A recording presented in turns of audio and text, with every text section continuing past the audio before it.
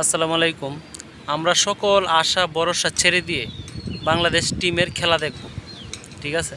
আমরা কখনো আশা করতে পারবো না যে বাংলাদেশ টিম একটা ম্যাচ উইন হবে।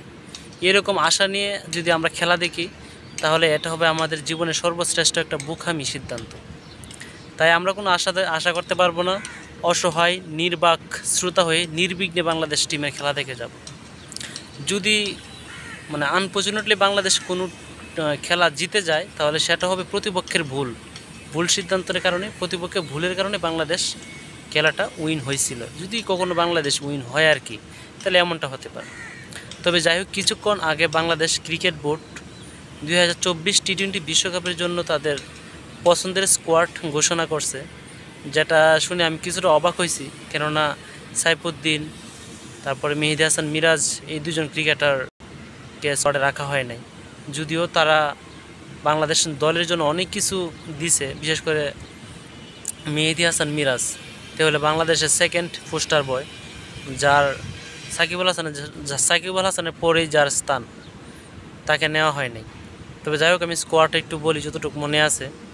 আমাদের সকলের প্রিয় লর্ড অ্যাসোসিয়েশনের সম্মানিত সভাপতি নাজমুল হোসেন শান্ত, তারপরে আছে লিটন কুমার দাস, তারপরে আছেন তানজিন হাসান তামিম, তানজিন হাসান সাকিব, শেখ মেহেদি, মাহমুদুল্লাহ রিয়াদ, তারপরে তাওহিদ হৃদয়, সাকিবুল হাসান, মুস্তাফিজুর রহমান, তাসকিন আহমেদ সহ অধিনায়ক, শরীফুল ইসলাম, জাকির আলী অনিক, রিশাদ হুসাইন, তারপরে আফিফ হোসেন ধ্রুবকে রাখা হয়েছে রিজার্ভে, আরেকজন প্লেয়ারও আছে সাথে, সেটা মনে নাই আমার। যাই হোক, তারপরে আরও কেউ আছে, সৌম্য সরকারের কথা তো বলা হয় নাই, সৌম্য সরকার আছে দাদাভাই। এটাই ছিল বাংলাদেশ টি-20 বিশ্বকাপের স্কোয়াড। জানি না কার কাছে কেমন হয়েছে। যদি কারোর সামনে আমার এই ভিডিওটা পড়ে, পুরোটা দেখার চেষ্টা করবেন এবং কমেন্টে আপনাদের মতামত জানাবেন আপনাদের কেমন হয়েছে। আসলে কি এখানে সাইফুদ্দিনকে রাখার উচিত ছিল কি না, সেটা কমেন্টে জানাবেন।